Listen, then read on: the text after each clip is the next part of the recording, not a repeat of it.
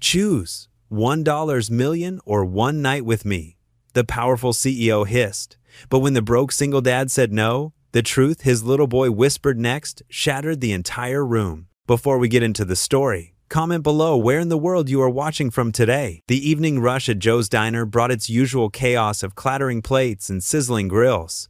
Ethan Miller moved between tables with practiced efficiency, his blue uniform showing signs of a long day's work.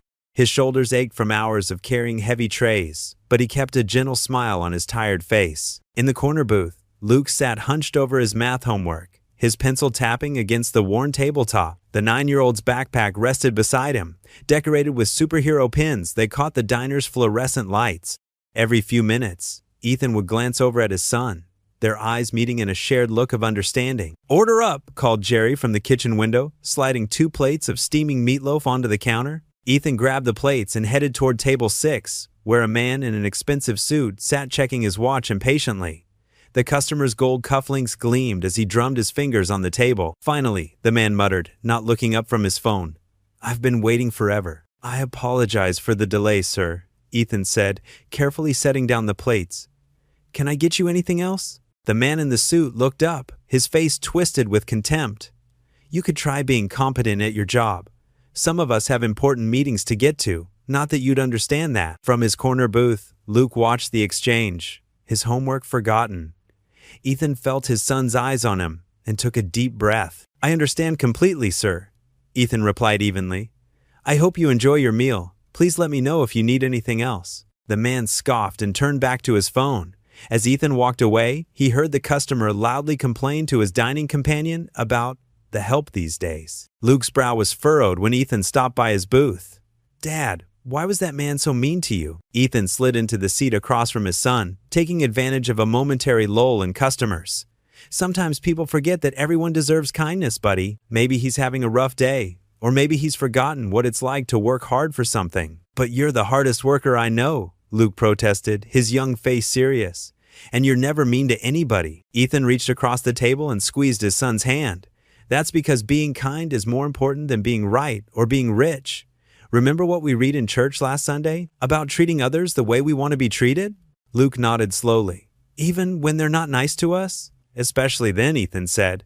"Sometimes people who act cruel are hurting inside. The best thing we can do is show them there's another way to be." The diner's bell chimed as more customers entered, and Ethan stood up. "Back to work, buddy. How's that math coming along?" "I'm stuck on fractions," Luke admitted. "We'll look at it together when we get home," Ethan promised, ruffling Luke's hair before heading back to work. The rest of his shift passed in a blur of orders, coffee refills, and tired feet. By closing time, Luke had fallen asleep in the booth, his head resting on his textbook. Ethan gathered his son's school supplies, carefully putting them in the worn backpack. "Hey, sleepyhead," he whispered, gently shaking Luke's shoulder. "Time to go home." Luke blinked awake, rubbing his eyes. "Did I finish my homework?" "We'll tackle those fractions in the morning," Ethan assured him, helping his son into his jacket. Their small apartment was only a few blocks away, but the walk felt longer with exhaustion weighing down Ethan's steps. Luke leaned against him as they climbed the 3 flights of stairs to their unit. Inside, the apartment was modest but clean. Family photos lined the walls, most featuring Luke and Ethan, some including a beautiful woman with Luke's eyes, Sarah, Ethan's late wife. Her absence was a quiet ache that never fully went away. "Pajamas and teeth brushed," Ethan directed, setting Luke's backpack by the door. While Luke got ready for bed, Ethan heated up some leftover soup for himself. He hadn't had time to eat during his shift, but his appetite had faded hours ago. Luke's bedroom was small but cozy, with glow-in-the-dark stars stuck to the ceiling, a project they'd done together last summer. Ethan sat on the edge of the bed as Luke climbed under his Pokemon covers. "Dad?" Luke's voice was sleepy but concerned. "Are we going to be okay?" Ethan's heart tightened, but he kept his voice steady. "We're already okay, buddy. We've got each other, don't we?" "But I heard you talking to Mrs. Rodriguez about the rent being late again." Ethan tucked the blanket around his son's shoulders. "Things will get better, buddy. I promise." He leaned down and kissed Luke's forehead. "God has a plan for us, remember?" "I love you, Dad." "I love you too, Luke. Sweet dreams." After Luke's breathing settled into the rhythm of sleep, Ethan made his way to the kitchen table. Bills were scattered across its surface, their red past due stamps impossible to ignore in the dim light. He sat heavily in a chair, running his hands through his hair. The numbers didn't add up, no matter how many times he recalculated. Between rent, utilities, groceries, and Luke's school supplies, there was never enough to get ahead. His day job at the hardware store and evening shifts at the diner barely kept him afloat. Ethan stared at the bills, his faith warring with his worry.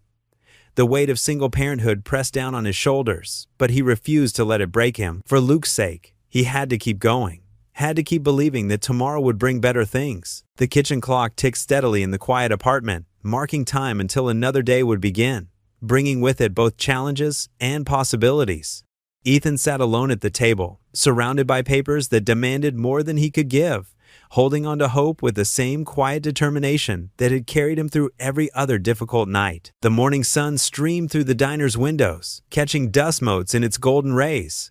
Ethan moved between tables with practiced ease, balancing plates of steaming eggs and crispy bacon. His worn sneakers squeaked against the checkered floor as he served breakfast to the early crowd of business people and construction workers. "Order up," called Jerry from the kitchen window, sliding 2 plates of pancakes onto the counter. Ethan grabbed the plates, ignoring the burning sensation in his tired shoulders. He'd been up since 4 a.m., making Luke's lunch and getting him ready for school before his morning shift started. The diner was busier than usual, filled with the clinking of cutlery and murmured conversations. The bell above the door chimed. A woman in an impeccable black suit stepped inside, her presence immediately commanding attention. She moved with the confidence of someone used to being in charge, her heels clicking purposefully against the floor. Several heads turned to watch as she chose a table by the window, setting down an expensive leather briefcase. Ethan noticed how different she looked from their usual customers. Everything about her spelled money and power, from her perfectly styled dark hair to her designer watch that caught the light as she checked the time. "Table 6 is getting impatient," Sarah, the other server, whispered as she passed by. "That guy in the blue tie keeps snapping his fingers." "Got it." Ethan nodded, heading to the troubled table first. The man in the blue tie barely looked up from his phone. "Finally! Do you know how long I've been waiting? I could buy this entire dump with what I make in a day." "I apologize for the delay, sir," Ethan said calmly, setting down the plates. "Is there anything else you need?" From her window seat, Cassandra Price watched the exchange with sharp interest. She observed how Ethan maintained his composure, his shoulders straight despite the customer's rudeness. The man in the blue tie pulled out a $100 bill, waving it deliberately. "Here's a tip. Learn to move faster." He dropped the money on the table with a smirk. Ethan smiled politely but left the bill where it lay. "Thank you, sir, but I can't accept that. I'm just doing my job." Cassandra's eyebrows lifted slightly. She'd seen plenty of people grovel for less. After dealing with the difficult customer, Ethan approached her table, pen and pad ready. "Good morning, ma'am. Welcome to Jerry's. Black coffee, 2 eggs over medium, wheat toast." Her voice was crisp and businesslike. "And a moment of your time when convenient?" Ethan blinked, caught off guard. "I'll put your order in right away, ma'am." As he worked, he could feel her eyes following him. She noted how he helped an elderly woman with her heavy purse, how he remembered every customer's name, how he managed to keep smiling despite the morning rush. When the diner finally quieted down, Cassandra gestured for him to approach. She'd barely touched her food, but her coffee cup was empty. "Please sit." It wasn't a request. Ethan glanced around uncertainly before taking the seat across from her. "How can I help you, ma'am?" She pulled out a business card, sliding it across the table. The embossed letters caught the light. "Cassandra Price, CEO, Price Enterprises. I'd like you to come to my office this afternoon." She named an address in the expensive part of downtown. "Let's say 3 o'clock. "I'm sorry, but I have another job after this shift," Ethan explained. "I clean offices in the evenings." "Cancel it." She pulled out a pen, writing something on the back of the card. "This is my private number. I'll make it worth your time." Ethan studied the card, confusion evident on his face. "May I ask what this is about?" "You intrigue me, Mr. Miller." "Ethan Miller, Mr. Miller. I watched you refuse a $100 tip back there. Most people in your position would jump at that kind of money." "Most people in my position have their dignity, ma'am." The words came out firmer than he intended. A slight smile touched her lips. 3 o'clock, Mr. Miller. Don't be late." She stood, leaving a $50 bill under her coffee cup, despite having seen his reaction to the previous tip. That evening, after picking up Luke from his after-school program, Ethan sat at their small kitchen table, the business card still in his hand. Luke munched on his sandwich, swinging his legs under the chair. "So she just gave you her card?" Luke asked, eyes wide with curiosity. Like in the movies? Ethan nodded, still puzzled by the whole encounter. She wants me to come to her office tomorrow. Maybe she wants to give you $1 million. Luke giggled, almost choking on his milk. Right, Ethan laughed, reaching over to ruffle his son's hair. And maybe she's got a unicorn in her office too. You never know, Dad, Luke said with all the wisdom of a 9-year-old. Remember what Pastor Dave says about God working in mysterious ways? Ethan looked at his son's hopeful face and felt a familiar ache in his chest. Luke always tried to see the best in everything, just like his mother had. Finish your sandwich, buddy, Ethan said, tucking the business card into his wallet. It's probably just about some catering contract or something. But as he cleaned up the kitchen later, he couldn't shake the feeling that tomorrow would bring something more complicated than a simple business meeting. Ethan stood in the gleaming lobby of Price Enterprises, feeling desperately out of place. His reflection in the polished marble floor showed his best button-down shirt, the one he saved for parent-teacher conferences, and khakis he'd carefully ironed that morning. Around him, people in expensive suits rushed past, their shoes clicking importantly against the stone. Mr. Miller? A receptionist with a sleek headset gestured to him. Miss Price will see you now. Elevator to the 48th floor. The elevator rode smoothly upward, its glass walls offering a dizzying view of the city below. Ethan's stomach lurched, partly from the height and partly from nerves. What could someone like Cassandra Price want with a diner waiter? The elevator doors opened directly into a vast office space. Floor-to-ceiling windows stretched across an entire wall, framing the city skyline like a living painting. The room was minimalist and modern, all clean lines and stark whites, with a massive desk dominating the center. Cassandra Price stood at the windows, her back to him. She turned slowly, her dark suit perfectly tailored, her presence filling the room despite her slender frame. Mr. Miller, she said coolly, thank you for coming. She didn't offer to shake hands, instead gesturing to a chair across from her desk. Ethan sat down carefully, conscious of his worn shoes against the pristine carpet. Thank you for inviting me, Miss Price, though I'm not sure why I'm here. She studied him for a long moment, her expression unreadable. I've been watching you, Mr. Miller, at the diner, the way you handle difficult customers, your work ethic, your integrity. She said the last word, as if testing it. I just try to do my job well, ma'am. Indeed.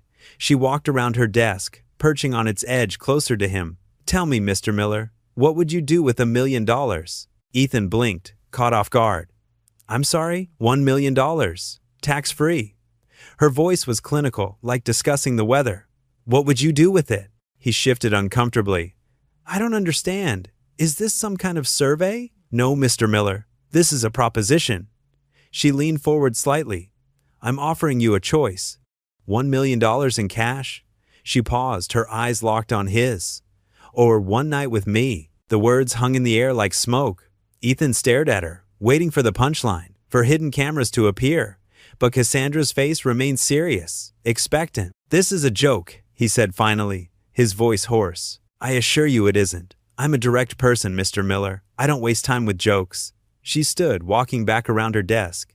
$1 million could change your life, your son's life. No more double shifts, no more struggling to make rent. Heat crept up Ethan's neck, not embarrassment now, but anger. You've been watching me enough to know about my son? I do my research, she replied simply. The choice is yours. Money or me. Her lips curved in a slight smile. Most men would consider either option a windfall. Ethan stood up so quickly, his chair scraped against the floor. I'm not most men, Miss Price, and I'm not for sale. Everyone has a price, Mr. Miller. No. His voice was quiet but firm. Everyone doesn't. My dignity isn't for sale. My self-respect isn't for sale, and I won't teach my son that everything in this world can be bought and sold. Cassandra's composed expression flickered. This is business, Mr. Miller. A simple transaction. There's nothing simple about it. He took a step toward the door, then turned back.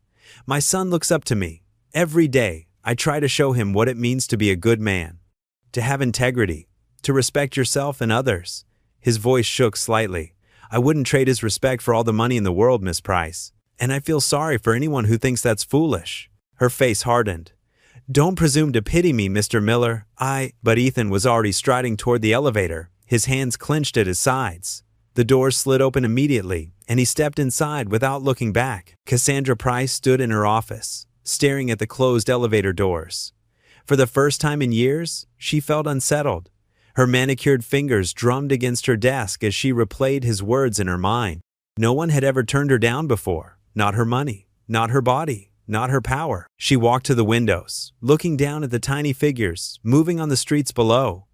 Somewhere down there, a waiter with worn shoes and iron principles was walking away from a fortune. And for the first time in her career, Cassandra Price wasn't sure she had read someone correctly. The morning sun streamed through the diner's windows as Ethan wiped down tables with more force than necessary. His mind kept replaying yesterday's bizarre encounter in that towering office building. She said, "What?" Jenny, his longtime coworker, nearly dropped the coffee pot she was holding. Her gray curls bounced as she shook her head in disbelief. $1 million. Or, Ethan's voice dropped to a whisper, his face flushing. "You know, it was like some twisted moral test." Jenny clicked her tongue against her teeth.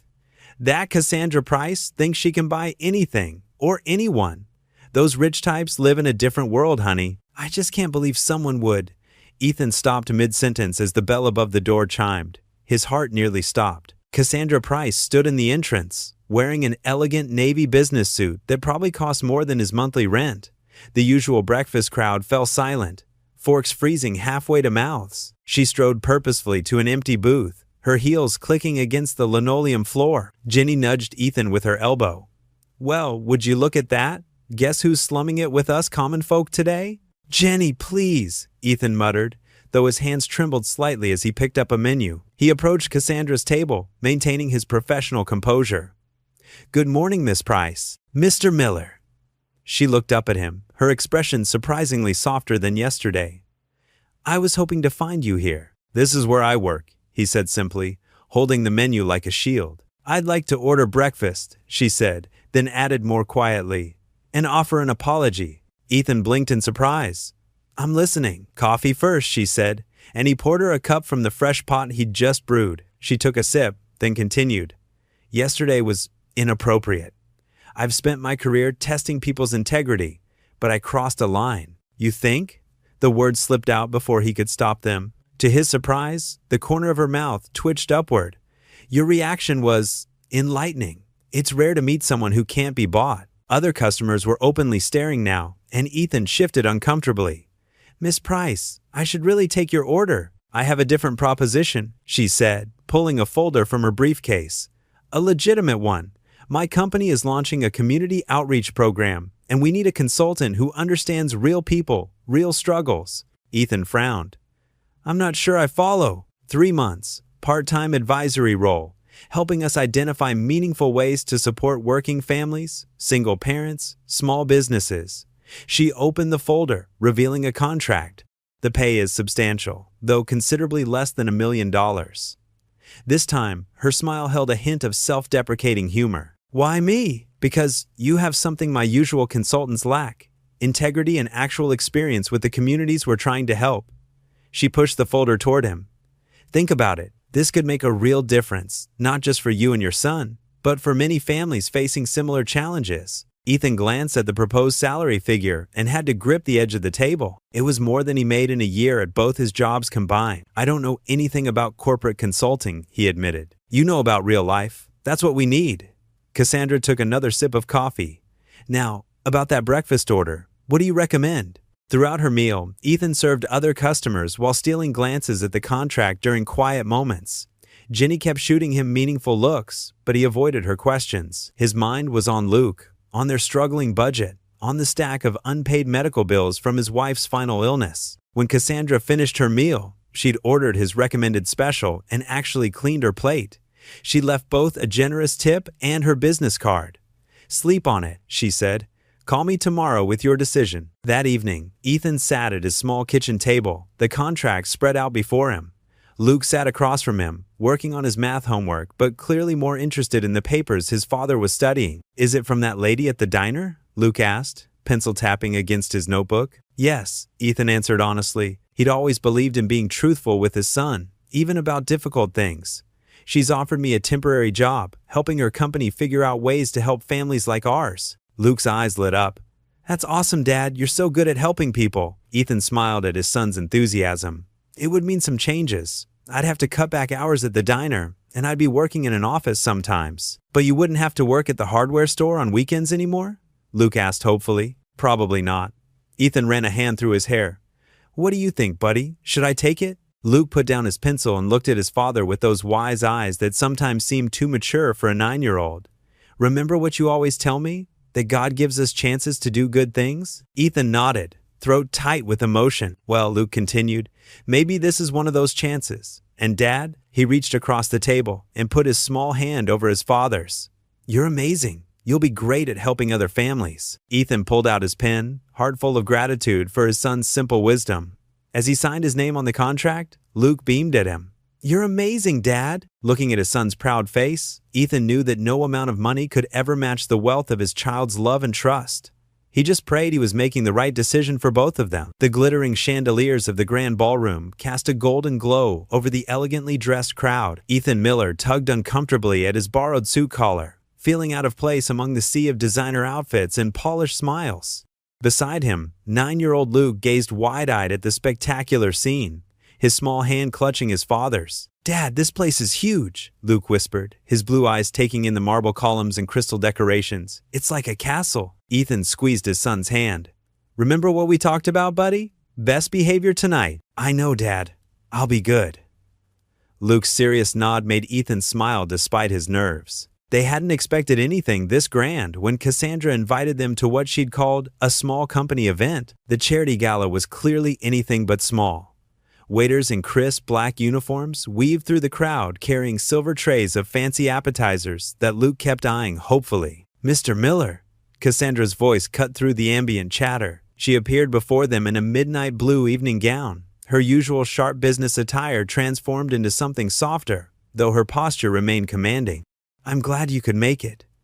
Her eyes fell to Luke, and something in her expression shifted, a slight softening around the edges. Hi, Luke chirped before Ethan could respond. I'm Luke. Your building is amazing. Dad said you're his new boss. A hint of a smile touched Cassandra's lips. It's wonderful to meet you, Luke. Would you like a tour? Luke's face lit up. Can we, Dad? Please? Ethan hesitated, but Cassandra was already gesturing to a nearby waiter. James, would you bring young Luke here some of those chocolate-dipped strawberries I saw earlier? The next hour passed in a blur of introductions and small talk. Ethan noticed how Cassandra kept glancing at Luke, something unreadable in her expression, as she watched him charm everyone he met. His son had always had that gift, the ability to make people smile without even trying. Your son is remarkable, Cassandra murmured to Ethan as they watched Luke enthusiastically describing his latest art project to a group of amused executives. He has such a pure heart. He's the best thing that ever happened to me, Ethan replied softly, after his mother passed. He trailed off, the familiar ache in his chest returning. Cassandra's face showed a flicker of something. Recognition? Pain? But before she could respond, she was pulled away by a board member wanting to discuss donation numbers. The evening wore on, and Luke's energy began to fade. Ethan was just thinking about making their excuses when he noticed his son had wandered over to where Cassandra stood alone by one of the tall windows, having finally escaped her business obligations. Luke, Ethan called out, starting to move toward them, but he was too far away to reach them quickly through the crowded room. He saw Luke tug gently on Cassandra's dress to get her attention. She turned, bending down slightly to hear what he was saying. And then everything seemed to happen in slow motion. Luke's clear voice carried just far enough in a sudden lull in the conversation. Mommy says you're my daddy. The crystal glass in Cassandra's hand slipped, catching the light as it fell to the marble floor with a musical shatter. The sound seemed to echo through the suddenly silent ballroom. Every head turned toward them. Ethan felt rooted to the spot, his mind refusing to process what he'd just heard. Cassandra's face had gone pale, her usual composure completely shattered. She stared at Ethan across the room, her eyes wide with shock and something that looked almost like fear. Luke, oblivious to the tension he'd created, continued in his innocent way. She told me in my dream last night. She said I should tell you. The silence was broken by the distinctive click of a camera shutter. A photographer who had been documenting the event had captured the moment. Cassandra's shocked face, Luke's earnest expression, and Ethan's stunned stillness, creating a tableau that would soon be everywhere. Whispers began to ripple through the crowd like wind through tall grass. Ethan could catch fragments of conversations. Did that child just say, the CEO and a waiter? Scandal. Cassandra's face transformed from shock to carefully controlled blankness. Without a word, she turned on her heel and walked swiftly toward the exit, her heels clicking against the marble floor. The crowd parted before her like the Red Sea, leaving a clear path to the door. Just before she disappeared through the ornate double doors, she paused for a fraction of a second, her hand trembling slightly on the doorframe. Then she was gone, leaving behind a room full of stunned silence and searching looks. Luke tugged on Ethan's sleeve, his voice worried now.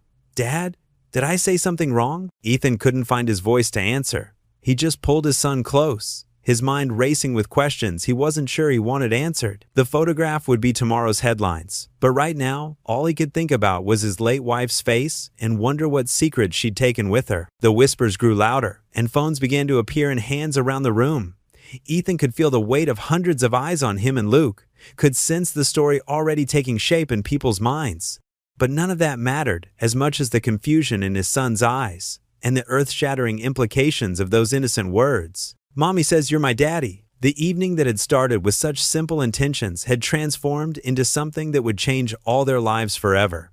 As Ethan held his son close, he could feel the familiar world he'd carefully built beginning to crumble around him, leaving him with nothing but questions and the echo of those impossible words. The morning sun filtered through the threadbare curtains of Ethan's small apartment kitchen, but the warmth couldn't chase away the chill that had settled in his chest. His hands trembled as he stared at his phone, flooded with notifications and messages. The local news website's headlines screamed in bold letters. Tech CEO Cassandra Price, linked to single dad's family, secret past revealed. Ethan's coffee grew cold as he scrolled through article after article, each one more sensational than the last. Photos from last night's gala were everywhere. Luke's innocent face, Cassandra's shocked expression, and his own confusion captured for the world to see. "Dad?" Luke's sleepy voice made him jump. "Why are you up so early?" Ethan quickly locked his phone screen. "Hey buddy, just getting ready for work." He forced a smile, but Luke's perceptive eyes caught the tension in his shoulders. "Is it because of what I said to Miss Price?" Luke asked, climbing onto a kitchen chair. "Did I do something wrong?" No, Ethan assured him quickly, reaching across to squeeze his son's hand. "You didn't do anything wrong. But Luke, what exactly did Mom tell you about Miss Price?" Before Luke could answer, Ethan's phone buzzed again, Cassandra's name flashing on the screen. After a moment's hesitation, he answered, stepping into the living room. "We need to talk." Cassandra's voice was clipped, professional. "My office? As soon as possible. I have to take Luke to school," Ethan replied, his voice tight. "I'll send a car for both of you. The school can excuse one day." "No," Ethan said firmly. "Luke goes to school. I'll come after I drop him off." An hour later, Ethan found himself back in Cassandra's towering office building.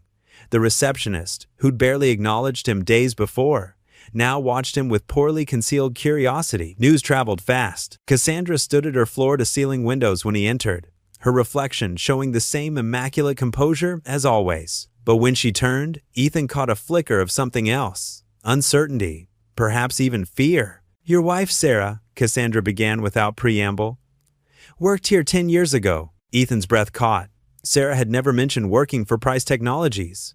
"What?" "She was in our legal department, fresh out of law school." Cassandra moved to her desk, pulling out a file. "She left after 6 months.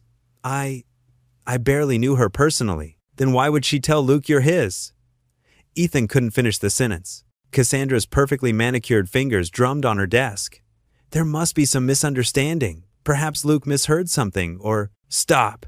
Ethan cut her off, anger finally breaking through his shock. "First that insulting proposition, then the consulting offer, and now this?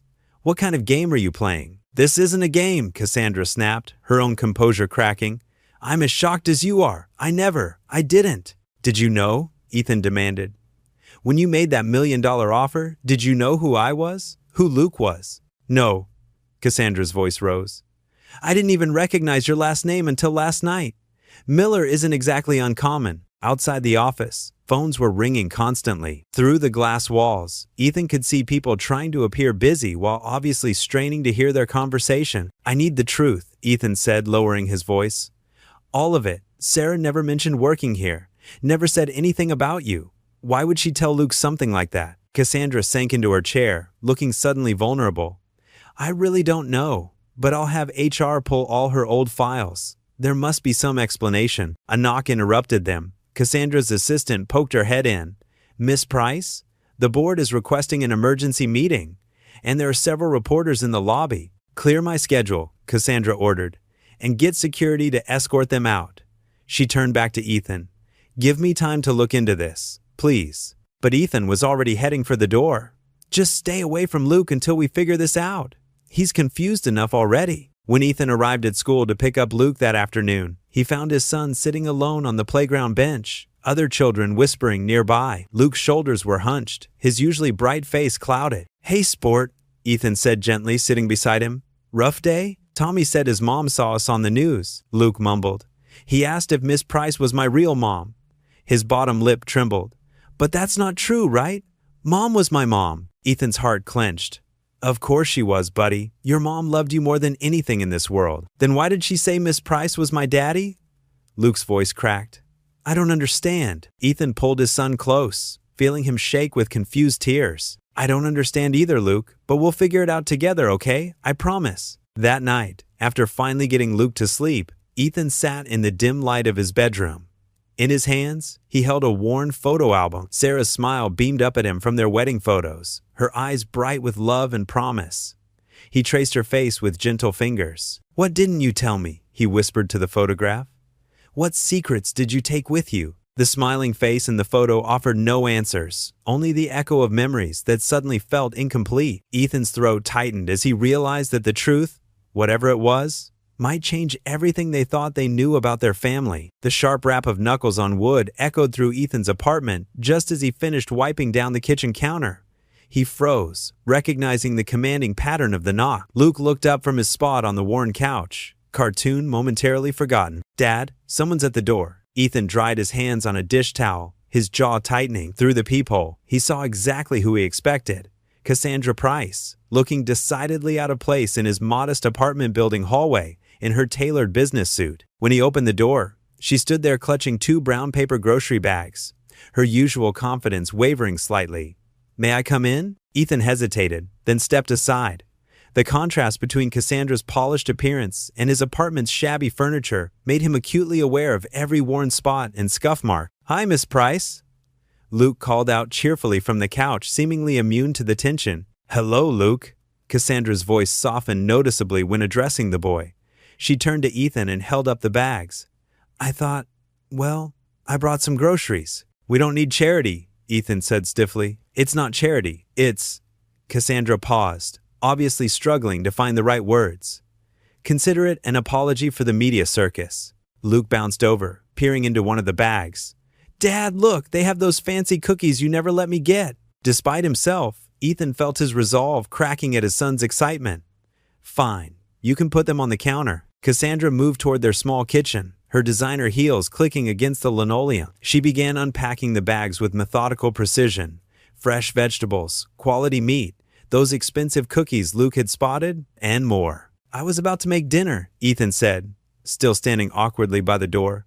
Luke needs to eat before bedtime. Oh, Cassandra's hand stilled over a package of pasta. I could stay to talk? The request hung in the air between them. Luke looked between the adults, his homework forgotten on the coffee table. Please, Dad? Luke asked. Miss Price could help me with my math while you cook. Ethan ran a hand through his hair, recognizing defeat. All right, but this doesn't fix everything. As he started preparing a simple pasta dish with the ingredients Cassandra brought, he watched from the corner of his eye as she settled next to Luke on the couch. She kicked off her heels and tucked her feet under her, looking surprisingly human as she leaned over Luke's math worksheet. So, if you have 12 apples and need to share them equally between 4 friends, Cassandra's patient voice carried across the small space. That's 3 each, Luke declared proudly. Excellent. Now, what if we had 15 apples? The domestic scene before him made Ethan's chest tight. He focused on chopping vegetables, trying to ignore how natural it felt having Cassandra there, how easily Luke had accepted her presence. When dinner was ready, they gathered around the small kitchen table.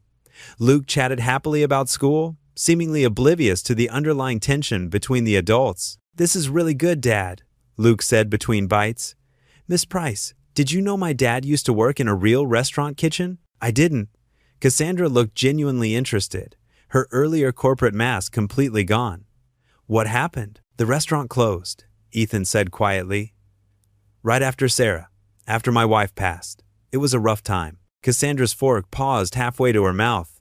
"I'm sorry. That must have been incredibly difficult." "We managed." Ethan's tone was clipped, but then he saw Luke's worried expression. He softened his voice. "We always manage, don't we, buddy? Because we have each other." Luke nodded sagely, then turned to Cassandra. "And now we have you too, right?" The question hung heavy in the air. Cassandra's composed facade cracked slightly, revealing something vulnerable underneath. "Luke," Ethan started, but Cassandra interrupted. "I'd like to help if your father will let me," she said carefully. "Not with money or groceries, but just being here sometimes." Ethan studied her face, searching for any sign of manipulation or ulterior motive. Instead, he found only sincerity and something that looked surprisingly like loneliness. After dinner, Luke insisted on showing Cassandra his collection of drawings tacked to the bedroom wall. She examined each one with genuine interest, asking questions and praising his artistic choices. The sight of the powerful CEO sitting cross-legged on Luke's rocket ship bedspread, discussing crayon techniques, was almost surreal. "It's getting late, buddy," Ethan finally said from the doorway. "Time for your story in bed." "Can Miss Price stay for the story?" Luke asked, already climbing under his covers. "I should go," Cassandra said, standing up and smoothing her wrinkled skirt. "Thank you for dinner, Ethan. And Luke, thank you for sharing your artwork with me." She gathered her things quietly, slipping her heels back on by the door. Ethan followed her out to the hallway, leaving Luke's bedroom door cracked open. "This doesn't make everything okay," he said quietly. "The media attention, the confusion for Luke, it's a lot to process." "I know." Cassandra's professional mask slipped back into place, but not completely.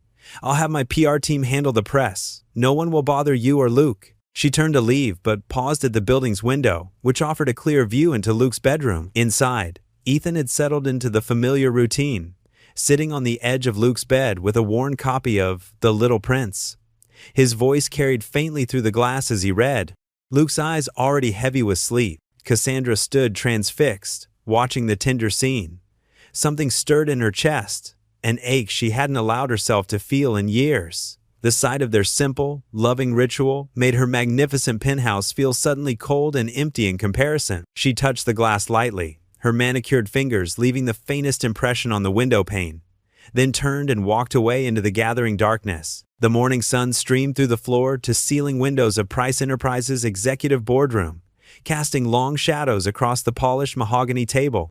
Cassandra sat at the head, her posture perfect as always, but her fingers traced invisible patterns on the leather armrest, a rare sign of discomfort. "This is unprecedented, Miss Price." Bernard Matthews, the eldest board member, adjusted his wire-rimmed glasses with trembling fingers. "A CEO of your caliber associating with a diner worker?" Around the table, other board members shifted in their expensive chairs. Some couldn't even meet her eyes. Martha Winters, usually her strongest ally, cleared her throat. "The media coverage is concerning. Rags to riches romance might sell magazines, but our shareholders are nervous." Cassandra's jaw tightened. "Mr. Miller is a consultant for our community outreach program. His insights have been valuable." "A consultant?" Roger Thompson scoffed, tossing a tabloid onto the table. The glossy cover showed a grainy photo of Cassandra, Ethan, and Luke at the charity gala. "This looks far more personal than professional." "My personal life is not up for discussion." Cassandra's voice carried that familiar steel edge that had cowed countless opponents in merger negotiations. Bernard leaned forward, his voice gentler but no less concerned. "Your personal choices reflect on this company, Cassandra. You've built an empire on being untouchable, uncompromising. Now people are wondering if you've gone soft." The word soft hit harder than Cassandra expected. She thought of Luke's innocent smile, of Ethan's quiet dignity. When had those things started mattering to her? "Perhaps," Martha suggested carefully, "it would be best to distance yourself from this situation. We can terminate his consulting contract with a generous severance package." Cassandra stood abruptly, making several board members flinch. "Mr. Miller's contract stands. His integrity and work ethic are exactly what this company needs more of." Meeting adjourned. As her board members filed out, their whispers trailing behind them like perfume, doubt crept into Cassandra's mind. Had she let emotions cloud her judgment? Was she risking everything she'd built? Across town at Joe's Diner, Ethan was living his own version of scrutiny. The lunch rush brought the usual chaos of clattering plates and sizzling grills, but today carried an undercurrent of whispers and sidelong glances. "Order up for table 6, Joe called from the kitchen. Ethan grabbed the plates, ignoring the two women at table 4, who quickly buried their faces in their menus as he passed. Their poorly concealed whispers followed him anyway. "That's him, the one dating Cassandra Price. Gold digger, obviously. Did you hear about the $1 million?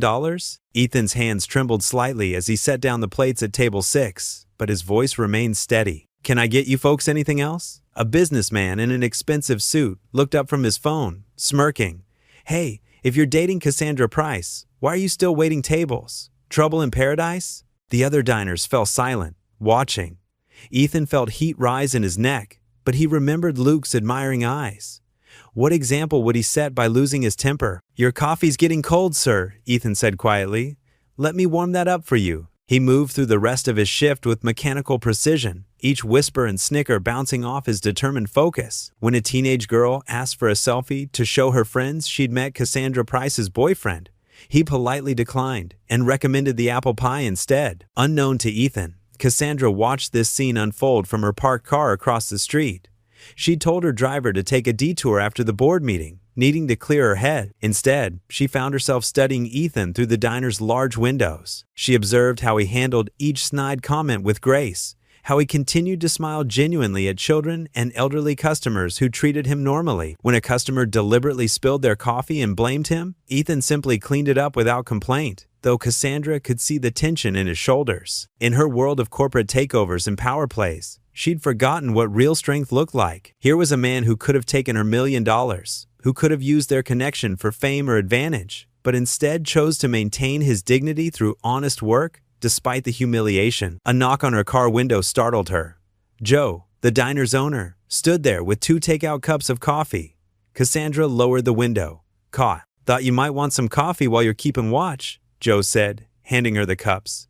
"He's a good man, Miss Price. Too good for all this gossip nonsense." Cassandra accepted the coffee, unable to deny her presence or her interest. Inside the diner, Ethan was showing a young waitress how to properly balance a heavy tray, his patient instruction a stark contrast to the whispers still circulating around him. "Yes," Cassandra said softly, more to herself than to Joe. "He is." The gravel crunched beneath Ethan's old sedan as he drove through the ornate iron gates of Cassandra's countryside estate. Luke pressed his face against the window, eyes wide at the sprawling green lawns and magnificent maple trees that lined the winding driveway. "Dad, look at that fountain." Luke pointed excitedly at the marble centerpiece where water danced in the morning light. "It's like something from a fairy tale." Ethan gripped the steering wheel tighter, his knuckles turning white. "Remember what we talked about, buddy? This is just a normal picnic. We're not here to ask for anything," Luke finished, nodding solemnly. "I know, Dad. But can we still have fun?" Ethan's expression softened. "Of course we can." Cassandra waited for them on the front steps of her Victorian mansion, dressed more casually than they'd ever seen her. In jeans and a light blue sweater, she held a wicker picnic basket in one hand, looking almost uncertain. "I wasn't sure you'd come," she said as they approached, her usual commanding tone replaced by something gentler. "Luke really wanted to," Ethan replied honestly, keeping his distance. "I packed everything myself," Cassandra added quickly, lifting the basket. "No chef, no catering, just normal picnic food." Luke bounced on his toes. "Did you make peanut butter and jelly?" A genuine smile crossed Cassandra's face. "Actually, yes. Though I may have watched a YouTube tutorial first." They walked together down a well-maintained path that led to a peaceful lake. The morning air was crisp, carrying the sweet scent of wildflowers. Luke ran ahead, chasing a butterfly, while Ethan and Cassandra followed at a measured pace. "I have fishing rods," Cassandra offered, gesturing to equipment already set up on the dock. "And kites. I remember you mentioned Luke likes them." Ethan glanced at her sideways. "You didn't have to go to all this trouble." "I wanted to." She paused, watching Luke examine a cluster of daisies. "No hidden agendas, Ethan. Just a day away from everything." They spread the checkered blanket under a massive oak tree. Luke marveled at Cassandra's slightly misshapen sandwiches, declaring them perfectly imperfect. His infectious laughter seemed to melt away the tension, bit by bit. After lunch, Cassandra taught Luke how to bait a hook, her usually pristine hands getting dirty without complaint. When Luke caught his first fish, a small sunfish, her cheer was as loud as Ethan's. "Did you see that, Dad?" Luke beamed, carefully releasing the fish back into the lake. "Miss Price showed me the secret." "The secret is patience," Cassandra said, ruffling Luke's hair without thinking. She quickly pulled her hand back, but Luke just smiled wider. As the afternoon stretched on, they flew kites in the open field. Luke's red dragon kite soared highest, while Cassandra struggled with her blue butterfly, tangling the strings repeatedly. "Here," Ethan found himself saying, stepping closer, "you're fighting the wind too much. Work with it instead." His hands briefly covered hers, showing her the right motion. For a moment, neither of them breathed. Then Luke shouted, "Look, they're dancing together." Their kites had indeed begun a graceful aerial dance, and the spell broke as they both laughed. During a quiet moment, while Luke collected interesting rocks by the water's edge, Cassandra spoke softly. "You know, I own all of this, but I've never actually spent a day just enjoying it." Ethan looked at her. "Never?" She shook her head. "It was always about impressing someone, hosting the right people, making connections. I forgot what it's like to just be." "Luke has that effect on people," Ethan said. "He reminds us what matters." "You're lucky to have each other," Cassandra whispered. And for the first time, Ethan heard real emotion in her voice. "The way he looks at you, Ethan, that's worth more than anything in my vault." The sun began to set, painting the sky in brilliant oranges and pinks. Luke's energy finally started to fade, his steps growing slower. "We should head back," Ethan said, gathering their things. "Stay," Cassandra blurted out. I have guest rooms. It's a long drive back to the city, and Luke looks tired." Ethan hesitated, but Luke was already yawning. "Please, Dad, my legs are too sleepy to go home." The guest room was warm and cozy, with twin beds dressed in soft flannel sheets. Luke changed into borrowed pajamas that Cassandra found in a closet. "From when my niece visited," she explained. To everyone's surprise, Luke asked Cassandra to help tuck him in. She moved awkwardly at first, but then with increasing tenderness, smoothing the blanket over his shoulders. "Thank you for the best day," Luke murmured sleepily. "You're not as scary as everyone says." Cassandra's breath caught. She stood very still as Ethan leaned down to kiss Luke's forehead, whispering, "Sweet dreams, buddy." In the soft lamplight, watching father and son, Cassandra felt something shift deep inside her chest, a crack in the armor she'd spent decades building. Her throat tightened as she recognized the unfamiliar feeling warming her heart. Belonging. She quietly backed away from the tender scene, but not before Luke's drowsy voice called out, "Good night, Miss Price. Don't forget to catch more happiness tomorrow." Ethan sat at his kitchen table late one night, calculator in hand, trying to make the numbers work. Luke's 10th birthday was just a week away, and the bills kept piling up. He rubbed his tired eyes, looking at the circled items in the toy store catalog. A new bike, art supplies, and that space-themed backpack Luke had been eyeing for months. The morning shift at the diner had been particularly rough. A customer had complained about cold eggs, refusing to pay, and his tips were lower than usual. Ethan's shoulders slumped as he realized he might not be able to give Luke the birthday he deserved. "Still up?" Luke's sleepy voice came from the hallway. "Hey buddy, what are you doing out of bed?" Ethan quickly shuffled the bills under the catalog. "I heard you thinking," Luke said, climbing onto his father's lap like he used to when he was smaller. "You always tap your fingers when you're worried." Ethan hugged his son close, breathing in the scent of his freshly washed hair. "Just doing some grown-up stuff. Nothing for you to worry about." The next morning, while Ethan was clearing tables, Cassandra walked into the diner. She'd been coming more frequently lately, usually sitting in his section with her laptop. Today, she seemed different, more approachable in a casual sweater instead of her usual power suits. "I heard it's Luke's birthday next week," she said, stirring her coffee. Ethan tensed. "How did you know that?" "He mentioned it during the picnic." Cassandra hesitated, then continued. "I'd like to help organize a party. The community hall at your church would be perfect." "I can't accept," Ethan started. "This isn't charity," Cassandra interrupted firmly. It's me learning how to be part of something real." Her voice softened. "Please, let me do this for Luke." After much convincing, Ethan agreed, but with conditions: nothing extravagant, no expensive gifts. Cassandra nodded, but there was a glint in her eye that made him wonder what she was planning. The day of the party arrived, and Ethan's jaw dropped when they walked into the community hall. Simple decorations transformed the space. Strings of twinkling lights, blue and silver balloons, and hand-painted space-themed banners made by the church's youth group. It was tasteful and perfect, nothing flashy or overwhelming. Luke bounced with excitement. "Dad, look! There's Miss Roberts from Sunday school, and Pastor Jim, and all my friends." The hall filled with familiar faces, diner regulars, church members, Luke's classmates and their parents. Mrs.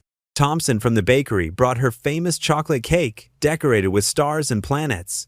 Mr. Rodriguez, who fixed their car for free last winter, led the kids in space-themed games. Cassandra stood near the punch bowl, looking uncertain until Luke ran over and grabbed her hand. "Come on, you have to join the asteroid tag game." To everyone's surprise, including her own, Cassandra kicked off her shoes and joined in. Her laughter mixed with the children's as they darted between chairs and tables, trying to avoid being tagged by the asteroid. Ethan watched, something warm spreading in his chest as Cassandra helped a little girl who had stumbled, then joined in singing "Happy Birthday" with genuine enthusiasm. She looked different here. Her usual sharp edges, softened by the church hall's warm light and the simple joy of celebration. The party moved smoothly from games to cake to presents. The community had come together. One family gave Luke art supplies, another the space backpack he'd wanted. When Luke opened Cassandra's gift, it wasn't the expensive tech gadget Ethan had feared. Instead, it was a handmade coupon book for space adventures. Promises of trips to the planetarium, stargazing nights, and rocket-building workshops they could do together. Luke's eyes shone. "Really? We can do all these things? Really?" Cassandra smiled, and for once there wasn't a trace of her CEO persona in sight. "Your dad can come too, of course." As the party wound down, Ethan found Cassandra helping Mrs. Thompson pack up leftover cake for families to take home. The sight of the powerful CEO carefully wrapping paper plates in foil struck him as both amusing and touching. "Thank you," he said quietly. "This was perfect." Cassandra looked up, a streak of frosting somehow on her cheek. "I never knew it could be like this," she admitted. "Everyone here, they don't care about my title or my bank account. They just accepted me." "That's what community is," Ethan said. "What family is." Their eyes met, and something shifted in the space between them. The fluorescent lights of the church hall softened, and for a moment, they weren't the CEO and the diner waiter. They were just two people standing in a room full of love and acceptance, understanding something new about each other. Luke's voice broke the moment. "Dad, Miss Price, Pastor Jim is teaching us how to make paper airplanes." They turned toward Luke's excited calls, but that moment of connection lingered, as warm and real as the birthday candles' glow that had lit up Luke's smiling face. The church community hall's lights dimmed as the last guests said their goodbyes. Colorful streamers and deflating balloons swayed in the evening breeze through the open windows. Luke had fallen asleep on his father's shoulder, worn out from the excitement of what he declared was the best birthday ever. "I can have my driver take him home," Cassandra offered softly, watching Luke's peaceful face. "Would you like to walk? It's a beautiful night." Ethan hesitated, then nodded. "That would be nice. Thank you." He carefully transferred Luke to the waiting car, tucking his son's favorite blanket around him. The driver promised to wait outside their apartment building. The autumn night wrapped around them like a gentle embrace as they began their walk. Street lamps cast warm pools of light on the sidewalk, and a carpet of stars sparkled overhead. Their footsteps fell into an easy rhythm, neither feeling pressured to break the comfortable silence. "You have an amazing community here," Cassandra finally said, her voice carrying a hint of wistfulness. "I've never seen anything quite like it." Ethan smiled, his hands in his pockets. "They're good people, salt of the earth, as my dad used to say. They've helped us through some rough times." They passed the local park where earlier that day, children had played and parents had chatted during the party. Now it was peaceful, with only cricket songs and rustling leaves. "You know," Cassandra began, slowing her pace, "I've been thinking about something." She stopped near a bench, turning to face him. The moonlight softened her usually sharp features. "When I first met you, I thought I had you figured out. Another struggling worker, someone I could test. I was so wrong, Ethan." He met her gaze, seeing vulnerability there that she rarely showed. "We all make mistakes in judgment." "No, let me finish." She took a deep breath. "I admire you, not for what you do or what you have, but for who you are. Your integrity, your kindness, the way you raise Luke." Her voice grew softer. "The way you see the good in people, even when they don't deserve it." The night seemed to hold its breath. Ethan felt his heart quicken as Cassandra stepped closer. Her perfume, subtle and elegant, mingled with the scent of autumn leaves. "I've never met anyone like you," she whispered. Their faces drew closer, the moment heavy with possibility. Ethan could feel the warmth of her breath, see the question in her eyes. For a brief second, he allowed himself to imagine what it would be like to close that distance. But then Luke's face flashed in his mind, his son's trust, his innocence, the memory of whispered rumors at the diner, the scrutiny of Cassandra's board members, the worlds of difference between them. Ethan stepped back, gentle but firm. "Cassandra, He struggled to find the right words. "We're from different worlds. It would complicate things. For Luke, for your company." He saw the hurt flash across her face before she could hide it behind her usual composed mask. She straightened, smoothing her designer jacket with practiced grace. "Of course," she said, her voice steady but cooler now. "You're right. I apologize if I made you uncomfortable." "You didn't," Ethan said quickly. "It's just no explanation needed." She gave him a small smile that didn't quite reach her eyes. "We should get back. It's late, and you have an early shift tomorrow." They walked the remaining blocks in silence, the easy comfort from earlier replaced by an awkward tension. When they reached Ethan's apartment building, Cassandra's car was waiting as promised, Luke still sleeping peacefully inside. "Thank you again for everything you did for Luke's birthday," Ethan said sincerely. "It meant the world to him." Cassandra nodded, already turning toward her own car parked behind. "It was my pleasure. Good night, Ethan." He watched as she slipped into her sleek vehicle, the engine purring to life. The taillights grew smaller and smaller until they disappeared around a corner, leaving him standing alone on the sidewalk. The stars continued their silent vigil overhead as Ethan's heart pulled him in different directions, the safe, known path he'd chosen and the uncertain road he'd just turned away from. His hand rested on the cold metal of the apartment building's door handle, but he couldn't quite bring himself to go inside yet. The night air felt heavy with possibilities now lost, and his chest ached with a feeling he wasn't ready to name. The morning sun streamed through the diner's windows, but its warmth couldn't reach Ethan's heart. He moved mechanically between tables, trying to ignore the whispers and sideways glances from customers who clutched their phones, reading the latest tabloid headlines. "Did you see?" A woman in a business suit nudged her companion. "That waiter's the one trying to con Cassandra Price." "Gold digger," her friend replied, loud enough for Ethan to hear. Ethan's hands trembled as he poured coffee, some of it splashing onto the saucer. The headlines had been everywhere for days. "Poor waiter seduces billionaire CEO, Price's new boy toy." "The $1 Million Man." Sources reveal single dad's plot to exploit Price fortune. His phone buzzed again, another message from Luke's teacher. The kids at school had seen the stories too. Luke had come home crying yesterday, asking why everyone said his dad was a bad person. The bell above the diner door chimed, and Ethan's stomach dropped as Cassandra walked in, her designer heels clicking against the linoleum floor. She wore her usual power suit, but her face showed concern. "Ethan, we need to talk," she said quietly, approaching the counter. "I'm working," he replied coldly, turning away. "Please, this is important." The diner manager, seeing Cassandra, quickly told Ethan to take his break. With rigid shoulders, Ethan followed her to a corner booth, away from prying ears. "I know about the stories," Cassandra started. "My PR team is handling it." "Handling it?" Ethan's voice cracked with emotion. "My son came home crying yesterday. He's being bullied because of these lies. Everyone thinks I'm some kind of con artist." "I understand you're upset." "No, you don't understand." Ethan's fist hit the table, making the salt shaker rattle. "This isn't just some PR problem for you to solve. This is my life, Luke's life." Cassandra's composed facade cracked slightly. "I'm trying to fix this." "Fix it? Like you fixed everything else? With money and power?" Ethan leaned forward, his voice low but intense. "Was this your plan all along? First that insulting proposition, then the job offer? Was it all just some game to you?" "Of course not," Cassandra's eyes flashed. "How dare you suggest? Then why aren't these stories being denied? Why isn't your company making a statement?" Ethan's voice rose. Unless you want people to think I'm after your money. It makes you look better, doesn't it?" Poor Cassandra Price, almost taken advantage of by the scheming single dad. Other customers were staring now, phones recording discreetly.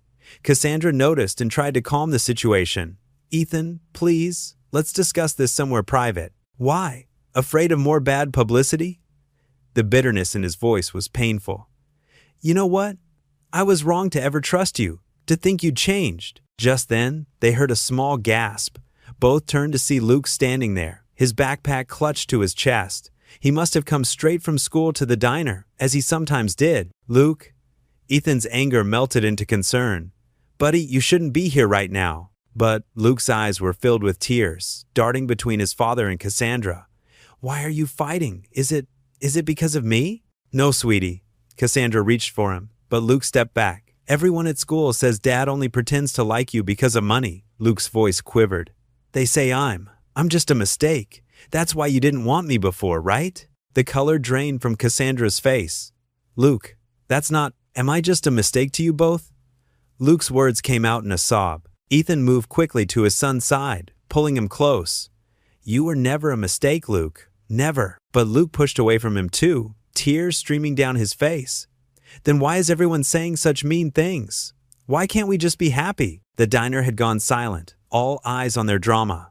Ethan felt the weight of judgment, the whispers, the phones pointed their way. This was exactly what he'd feared, his son being hurt by all this mess. We're leaving, Ethan said firmly, taking Luke's hand. He turned to Cassandra, his voice cold. I quit. Whatever this was, it's over. Ethan, please. Cassandra stood, her carefully maintained composure cracking. Let me explain. There's nothing to explain. Ethan guided Luke toward the door. You live in your world, and we'll live in ours. That's how it should have stayed. Don't go. Cassandra's voice held a note of desperation he'd never heard before. Please, I care about you both. Ethan paused at the door, Luke's small hand trembling in his. If you really cared, you would have protected us from this. The door slammed behind them with a finality that echoed through the diner. Cassandra stood frozen, aware of the dozens of phones probably recording her moment of humiliation, but she didn't care about that anymore. She sank back into the booth, her shoulders shaking with silent sobs. The mighty CEO, who had built an empire through cold calculation and control, felt her carefully constructed walls crumbling. I ruined everything, she whispered, a tear sliding down her cheek. In the aftermath of their departure, the diner slowly returned to its usual buzz of activity, but Cassandra remained there, staring at the empty seat where Ethan had Saturday. The memory of Luke's heartbroken face haunted her. For all her wealth and power, she had failed to protect the two people who had somehow become most precious to her. Ethan sat on the edge of Luke's bed, his son's small frame shaking with sobs.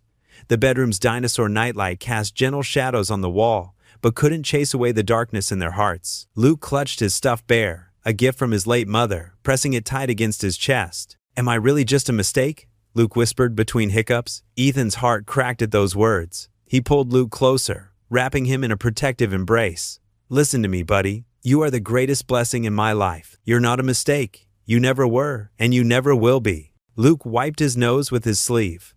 But those kids at school, they said mean things about you and Miss Price. They said you were just after her money. People say unkind things when they don't understand, Ethan explained, keeping his voice steady despite the storm of emotions inside. But what matters is what we know in our hearts to be true. What is true, Dad? Ethan took a deep breath, choosing his words carefully. What's true is that I love you more than anything in this world. What's true is that your mother loved you with all her heart, and what's true is that you make this world a better place just by being in it. After tucking Luke in and making sure he had fallen asleep, Ethan retreated to the living room. The small apartment felt emptier than usual. Bills still lay scattered on the coffee table, but they seemed trivial compared to the weight pressing on his chest. He sank into his worn armchair, the one he used to rock Luke to sleep in when he was a baby. The betrayal cut deep, not just the tabloids and rumors, but the thought that Cassandra might have orchestrated it all, or at least allowed it to happen. He had started to trust her, to see beyond her wealthy facade to the person underneath.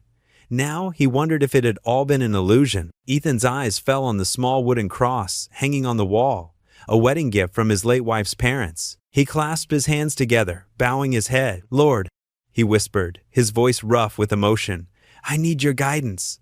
I'm lost and hurting, and I don't know how to protect my son from all this. Please show me the way. Across town, in her penthouse apartment, Cassandra Price stood at her floor-to-ceiling windows. The city sparkled below, a sea of lights that usually made her feel powerful and in control. Tonight, it only emphasized her loneliness. She walked to her home office, pulling out an old photo album she hadn't opened in years. The first picture showed a little girl in an expensive dress, standing alone at a birthday party where no other children had come.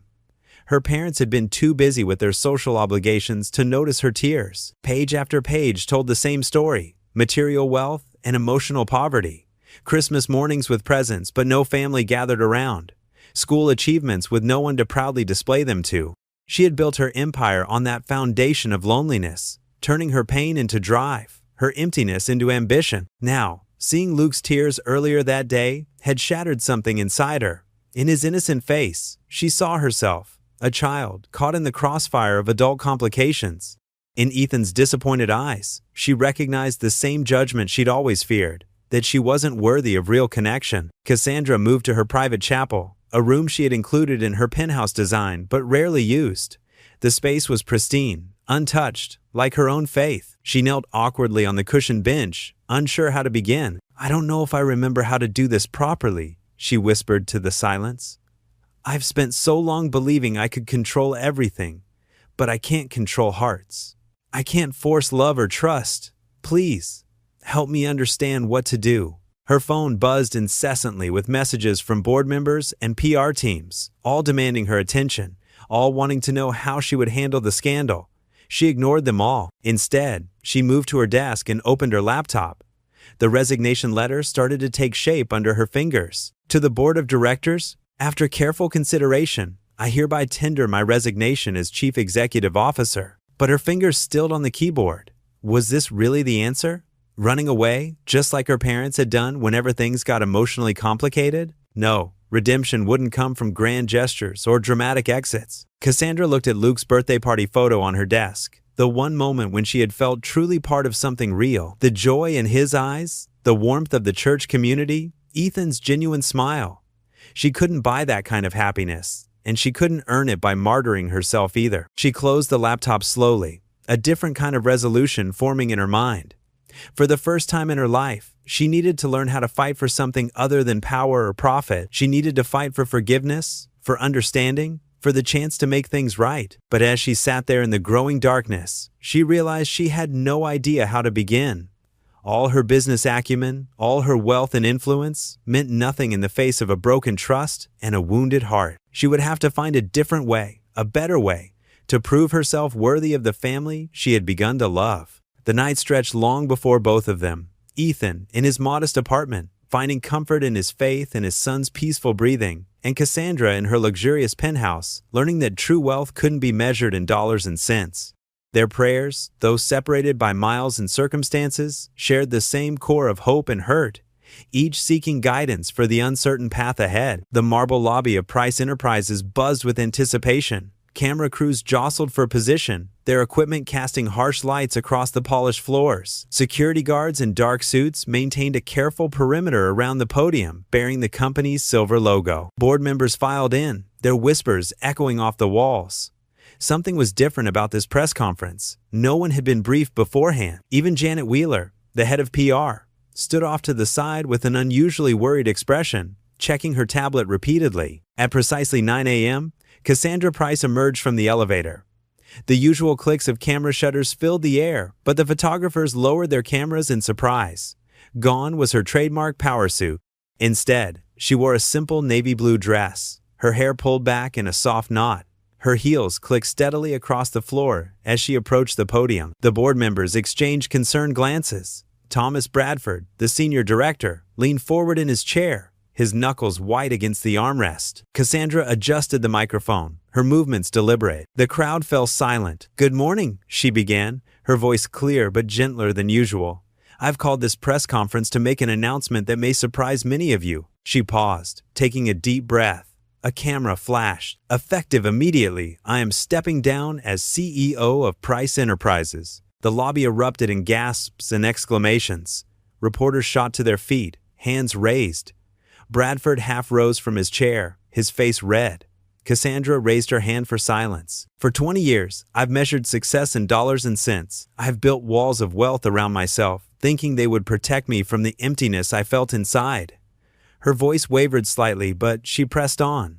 "I was wrong." The reporters scribbled frantically in their notebooks. Some of the board members were now on their phones, likely calling their brokers. I am announcing the creation of the Sarah Miller Foundation, named in honor of a remarkable woman who understood what truly matters in life, family, faith, and love." Cassandra's eyes grew bright with unshed tears. "This foundation will support single parents struggling to provide for their children. I am transferring 80% of my personal wealth, approximately $400 million, to establish this endowment." The lobby exploded into chaos. Reporters shouted questions. Photographers surged forward, and Bradford was now standing, gesturing wildly to security. But Cassandra remained steady at the podium, a small smile playing at her lips. "Miss Price, what prompted this decision?" A reporter called out above the din. Cassandra's smile deepened. "I met a man who turned down $1 million because his integrity meant more. I met a little boy who showed me that love isn't earned through wealth or power. They taught me that true worth isn't measured by what you have, but by what you give." More questions flew at her. "Is this about the recent scandal? Are you having a breakdown? What about the shareholders?" She raised her voice slightly, but maintained her composure. "To our shareholders, the company remains strong, and the board will appoint new leadership. To our employees, your jobs are secure. This is about my personal fortune, not company assets." Janet Wheeler had recovered enough to step forward, trying to wrap up the conference, but Cassandra wasn't finished. "One last thing," she said, her voice now strong and clear. "To those who spread cruel rumors about Ethan Miller, you failed. You tried to paint him as someone seeking fortune, when in fact he's the one who taught me that character matters more than cash. He showed me what real wealth looks like. It looks like a father reading to his son after working 2 jobs. It looks like a man who treats others with dignity even when they mock him. It looks like faith that carries you through dark times." The lobby had grown quiet now, the reporters captivated. Even Bradford had sunk back into his chair, defeated. "That's all. Thank you." Cassandra stepped back from the podium, ignoring the fresh wave of questions. She walked toward the exit, her head high, shoulders straight, but unlike every other time she'd walked through that lobby, she wasn't wearing her usual armor of cold authority. Instead, she moved like someone who had just set down a heavy burden. In his small apartment across town, Ethan sat frozen on his worn couch, watching the broadcast on his old TV. Luke pressed against his side, both of them staring at the screen in disbelief. "She did it for us, Dad," Luke whispered, his eyes wide. Ethan couldn't speak. On the screen, they replayed clips of Cassandra's announcement, her voice steady as she talked about integrity and love. The news anchor was already speculating about the mysterious single father who had apparently inspired one of the country's most powerful CEOs to give away her fortune. Luke tugged at his father's sleeve. "Is that why you didn't take the money that time? Because of integrity?" Ethan finally found his voice. "That's right, buddy." He pulled his son closer. "Some things are worth more than money." On the TV, Cassandra's image froze in a moment of genuine smile. Not the practice one she used for business photos, but something real and vulnerable. The ticker at the bottom of the screen scrolled with updates about Price Enterprises' stock price and speculation about the future of the company. But Ethan barely noticed. He was seeing Cassandra, really seeing her, perhaps for the first time. The evening shadows stretched long across Ethan's small apartment complex as Cassandra's car pulled into the parking lot. She sat there for a moment, her hands gripping the steering wheel, her usual confident demeanor replaced by visible nervousness. The dashboard clock blinked 8:45 p.m. Taking a deep breath, she stepped out into the cool night air. Her designer heels clicked softly against the concrete as she made her way to Ethan's door. She had traded her usual power suit for a simple sweater and jeans, a deliberate choice that felt both foreign and right. Through the window, she could see the warm glow of the living room lamp. Cassandra's hand trembled slightly as she knocked on the door. Ethan opened it, surprise flickering across his tired face. Luke's voice drifted from somewhere inside. "Who is it, Dad?" "It's Miss Price," Ethan called back, his voice careful and measured. "Stay in your room and finish your homework, buddy." "Ethan," Cassandra began, her voice softer than he'd ever heard it. "May I come in, please?" He hesitated, then stepped aside. The small living room felt different now, more intimate than the countless boardrooms where she usually held court. A half-finished puzzle sat on the coffee table, and Luke's schoolbooks were scattered nearby. "I saw your press conference," Ethan said quietly, crossing his arms. "That was unexpected." Cassandra nodded, wringing her hands together, a nervous gesture so unlike her usual commanding presence. "I didn't come here to talk about that. Not really." She took a shaky breath. "I came to apologize.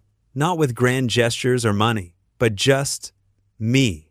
The real me. Ethan's expression remained guarded, but he gestured toward the worn couch. They sat, leaving careful space between them. All my life, Cassandra continued, her voice barely above a whisper, I've used money and power as shields. When you refused my original offer that day, it shook me. Nobody had ever looked at me and seen past the wealth, past the position. Nobody had ever just seen me. A car passed outside, its headlights briefly illuminating the room. Through the thin walls, they could hear Luke humming to himself as he worked on his homework. I've made so many mistakes, she admitted. I hurt you and Luke with my carelessness, with my pride. But being around you both, seeing how you live with such genuine love and faith, it changed something in me. Her eyes glistened with unshed tears. I don't want to buy my way into your lives. I want to earn my place, if you'll let me. Ethan shifted uncomfortably, his own eyes showing the internal struggle. Cassandra, our worlds are so different. No, she interrupted gently. That's what I finally understood today. Money, status, power, none of it matters. What you and Luke have, that's real wealth. That's what I want to be part of. Not as a CEO or a millionaire, but just as someone who cares deeply for you both. Her sincerity hung in the air between them. Ethan stood and walked to the window, looking out at the night. You hurt us, he said quietly. I know, Cassandra's voice cracked. I can't undo that, but I'm not asking for forgiveness right now. I'm just asking for a chance to show you who I really am, who I want to be. From down the hall, they heard Luke's door open.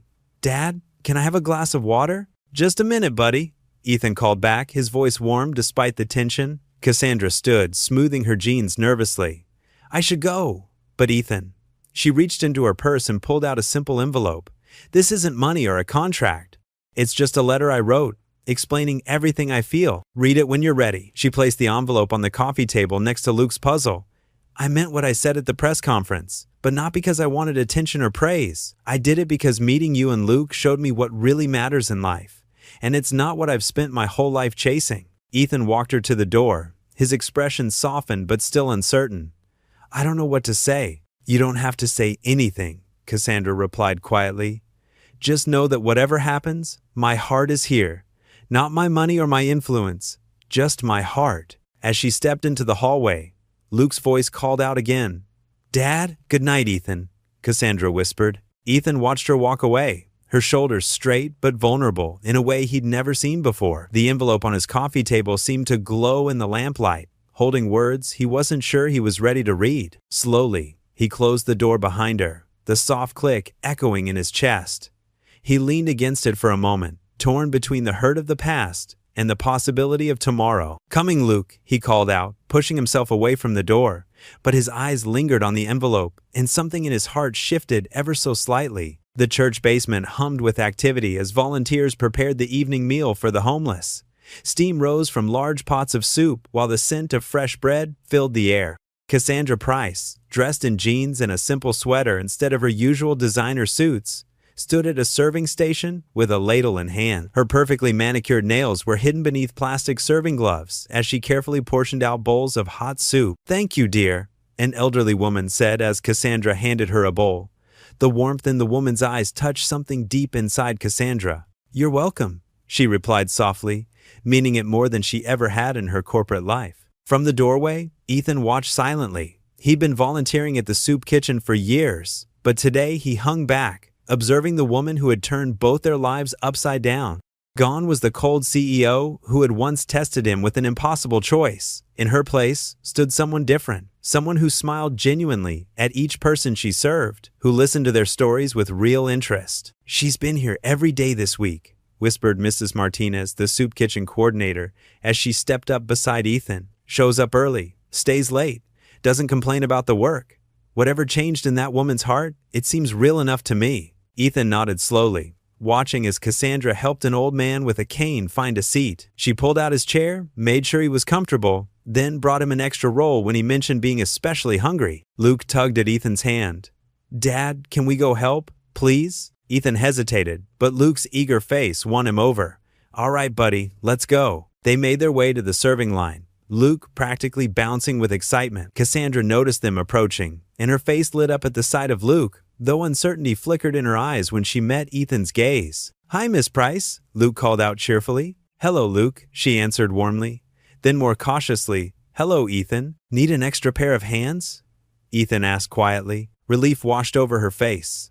Always. They worked side by side, falling into an easy rhythm. Luke helped by carrying napkins and silverware to the tables, chatting happily with the elderly guests who delighted in his presence. Ethan couldn't help but notice how naturally Cassandra interacted with his son, how her smile reached her eyes whenever Luke spoke to her. During a quiet moment, Luke returned to their serving station and looked between them thoughtfully. "You know what, Dad? Miss Price belongs with us." Ethan nearly dropped the ladle he was holding. Cassandra's cheeks flushed pink, but she kept her eyes focused on her work, giving them space to process Luke's words. "What makes you say that, buddy?" Ethan asked carefully. Luke shrugged with the simple wisdom of children. "Because she makes people happy now, just like you do. And she looks at us the same way you look at me, like we're special." Ethan felt something shift in his chest, a wall beginning to crumble. He glanced at Cassandra and caught her wiping away a tear with the back of her wrist. The evening continued, and Ethan found himself studying Cassandra when she wasn't looking. She had traded power suits for simple clothes, board meetings for serving the poor. Her designer handbag was nowhere in sight, replaced by an aging apron with the church's logo. But somehow, she seemed more beautiful now than ever before. As the crowd thinned and the evening drew to a close, they worked together cleaning up. Luke had fallen asleep in one of the chairs, his small form curled up peacefully. "Thank you," Cassandra said softly as she wiped down a table near Ethan, "for giving me a chance to show you I've changed." Ethan paused in his work.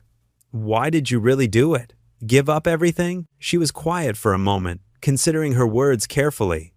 "Because I finally understood what true wealth is. It's not in bank accounts or corner offices. It's in moments like these, serving others, seeing Luke smile, earning back your trust." She met his eyes. "I had everything society says makes a person successful, but I was empty inside. Now, for the first time, I feel rich in the ways that matter." Ethan nodded slowly, understanding. He watched as she gathered her coat and purse, preparing to leave for the night. She stopped by Luke's chair, gently draping her scarf over him like a blanket. "He's right, you know," Ethan found himself saying. Cassandra turned, questioning. "About you belonging with us?" he clarified. Maybe we could start with coffee sometime?" The hope that bloomed across her face was like sunrise after a long night. "I'd like that," she said softly. They exchanged quiet goodnights, and Cassandra walked toward the door. Through the window, Ethan watched her begin her solitary walk home under the streetlights. But this time, her steps were lighter, her shoulders unburdened. For the first time since he'd known her, Cassandra Price walked like a woman who had found her way home. Snow fell softly outside the old brick church, coating the steps with a pristine white blanket. Colored lights from the stained glass windows cast rainbow shadows across the powder, creating a magical scene straight from a Christmas card. Inside, Ethan adjusted Luke's clip-on tie, smoothing down the boy's unruly hair with gentle hands. "Ready for the service, buddy?" Ethan asked, his own heart feeling lighter than it had in weeks. Luke nodded eagerly, practically bouncing in his shiny dress shoes. "Do you think Miss Cassandra will come? I saved her a seat next to us." Ethan's hand stilled for a moment. "We'll see, Luke. Remember what we talked about. No pressure, okay?" The church's old wooden doors creaked as other families filed in, their voices mixing with the sound of the organ warming up. Children clutched battery-operated candles, while adults carried the real ones, waiting to be lit during the traditional singing of Silent Night. Outside, Cassandra Price sat in her parked car, watching the happy families climb the church steps. She'd traded her power suits for a simple blue dress, her usually perfect hair loose around her shoulders. Her hands gripped the steering wheel so tightly, her knuckles turned white. The confidence that had carried her through countless board meetings seemed to have evaporated. "Just go in," she whispered to herself, but fear kept her frozen. What if they didn't want her there? What if her presence ruined their Christmas Eve? The snow continued to fall, dusting her windshield with delicate flakes. Through the swirling white, she saw Ethan step outside onto the church steps. He scanned the parking lot, and their eyes met through her car window. Her heart stuttered. Slowly, deliberately, Ethan walked through the snow toward her car. Cassandra's first instinct was to start the engine and drive away, but something stronger held her in place. He tapped gently on her window. With trembling fingers, she rolled it down. "I'm sorry," she started. "I shouldn't have come. I don't want to intrude on your holiday." "Cassandra?" Ethan's voice was soft but firm. "Come inside. It's cold out here." She shook her head. "The congregation." "After everything that happened, this is a place of forgiveness," he said simply, opening her car door. "And it's Christmas Eve. No one should be alone tonight." He held out his hand, and after a moment's hesitation, she took it. His palm was warm against her cold fingers as he helped her from the car. Together, they walked through the falling snow toward the church entrance. Inside the vestibule, Luke waited impatiently. His face lit up when he saw Cassandra, but he remembered his father's words about not overwhelming her. Instead of running to hug her as he clearly wanted to, he gave a small wave. "We saved you a seat," he said proudly, pointing to the wooden pew where his coat was carefully spread out to reserve the space. The sanctuary glowed with hundreds of candles. Garlands of evergreen wrapped the columns, and a massive Christmas tree sparkled near the altar. The choir, dressed in red robes, arranged themselves in the loft as the last few people found their seats. Cassandra followed Ethan and Luke to their pew, acutely aware of the eyes that turned their way. But instead of the judgment she expected, she saw only gentle smiles. Mrs. Henderson, who volunteered at the soup kitchen with her, gave a warm nod. The baker who supplied communion bread reached out to squeeze her hand as she passed. As they settled into their seats, Luke positioned himself between them. The organ began to play the opening notes of "O Come, All Ye Faithful," and the congregation rose to sing.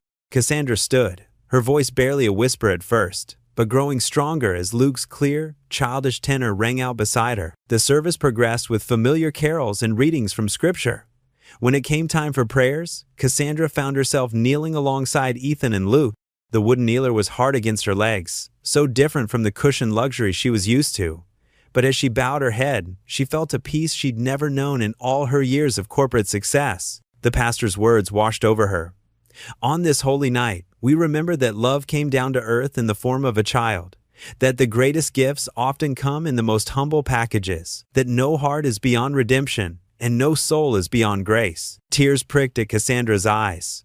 She felt Ethan shift beside her, and then his hand was there, strong and steady, covering hers where it rested on the pew. She didn't dare look at him, but she turned her palm upward, letting their fingers intertwine. The choir began to sing "Silent Night." Ushers moved through the congregation, passing the flame from candle to candle until the sanctuary was filled with dancing light. Luke held his battery-operated candle proudly, while Ethan helped Cassandra light her real one, cupping his hand around the flame to protect it. As the last verse began, Luke slipped his small hand into Cassandra's free one. She looked down at him, this precious child who had somehow found his way into her heart. His face glowed in the candlelight as he whispered, "Now I have a family." The church doors opened, releasing a stream of congregants into the snowy night. Warm light spilled onto the steps as people hugged and exchanged Christmas wishes. Ethan, Luke, and Cassandra emerged last, their faces glowing from the candlelit service. Luke bounded down the steps ahead of them, trying to catch snowflakes on his tongue. His green winter coat was already dusted with white, making him look like a decorated Christmas tree. "It's like God's throwing confetti," he called out, spinning with his arms spread wide. Ethan and Cassandra followed more slowly, watching Luke's joy with matching smiles. The street was peaceful, with Christmas lights twinkling in every window and wreaths hanging on lampposts. Their footsteps crunched in the fresh snow, creating a path through the pristine white blanket. "Be careful, buddy," Ethan called as Luke skipped ahead. "The sidewalk might be slippery under there." Cassandra walked close to Ethan, her expensive wool coat brushing against his worn jacket. She'd changed so much since that first day in her glass tower office. Her face was softer now, her smile genuine. The sharp business suits were gone, replaced by a simple sweater and jeans under her coat. The memory of their first meeting washed over Ethan, her cold demeanor, that shocking proposition, his angry exit. It seemed like a lifetime ago, yet the contrast made this moment even more precious. Here they were, walking home from church together, snow falling around them like nature's blessing. Luke's laughter echoed off the buildings as he tried to make snow angels on the sidewalk. "Dad, Cassandra, come help me." "You'll get all wet, sweetheart," Cassandra called, but her voice was full of affection. "That's the point," Luke giggled, his cheeks rosy from the cold. Ethan watched Cassandra's face as she gazed at his son, their son, in a way he was still coming to understand. The love in her eyes was real, hard-won, through months of change and growth. She'd given up everything, her company, her fortune, her carefully constructed walls, and gained something money could never buy. They passed the diner where it had all started, its windows now decorated with paper snowflakes and tinsel. The "Closed for Christmas" sign hung crooked on the door. Ethan remembered serving coffee there, exhausted but determined, never dreaming his life could change so completely. "Remember that day in your office?" Ethan asked softly, watching his breath form clouds in the cold air. Cassandra tensed slightly beside him. "I try not to," she admitted. "I'm ashamed of how I acted then." "Don't be," Ethan said, surprising them both. He stopped walking and turned to face her. Luke was still ahead, now trying to build a tiny snowman on a nearby bench. "That moment led us here." Snowflakes caught in Cassandra's dark hair, and her eyes shimmered in the glow of the Christmas lights. She looked nothing like the intimidating CEO who had once tried to buy him with money or seduction. This was the real Cassandra, vulnerable, loving, human. "One night or $1 million?" Ethan said quietly, echoing her old proposition. His voice was gentle, free of judgment. "I'd choose this life with you every time." Cassandra's breath caught. Tears welled in her eyes, catching the light like diamonds. She reached for both of them, pulling Luke and Ethan close.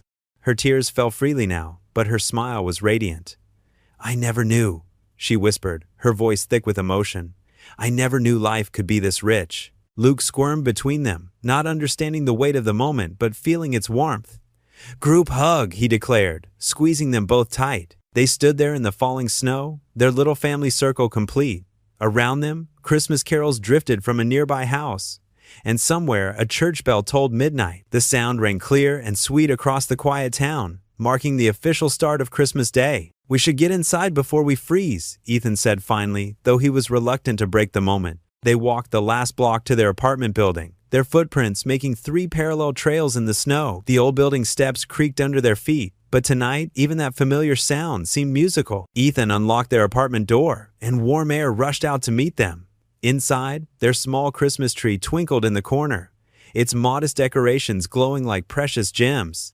Luke's paper chain garlands draped from the ceiling, and stockings hung from the bookshelf, 3 of them now, where once there had been 2. The apartment was tiny compared to Cassandra's former penthouse, but tonight it felt like a palace.